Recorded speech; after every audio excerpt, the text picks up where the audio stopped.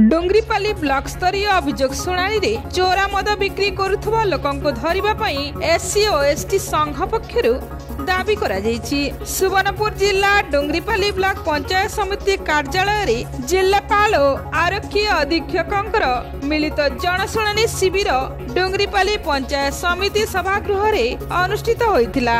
एथिरे डोंगरीपाली एससी ओ एसटी संघ पक्षरु सभापति श्याम सुंदर भईंकर नेतृत्व रे संघर समस्त सदस्य उपस्थित रही जिल्लापाल को दाबी जणाइथिले। डोंगरीपाली ब्लॉक रा प्रत्येक छकरे चोरा मद बिक्री हेउथबा बेले से रास्ता रे अनेक स्कूल कॉलेज छात्र छात्री तथा महिला यातायात करुछंती, जहाकी जीवा आसीबा बेले असुरक्षित मने करुछंती, जहाकी अबकारी विभाग और पुलिस को अनेक थर अभियोग करथिले मध्य कोनोसी अधिकारी एई मद बिक्री करुथबा लोकंकु धरी पारु नाहंती, जहा फल रे जिल्लापाल को लिखित भावे दाबी जणाइछंती।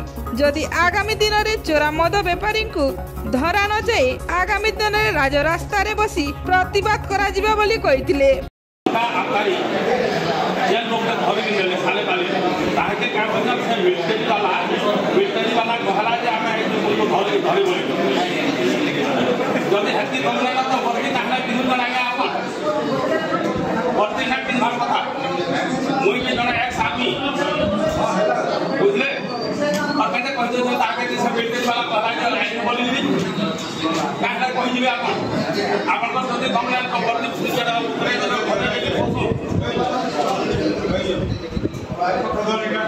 ब्यूरो रिपोर्ट तानुशान टीवी।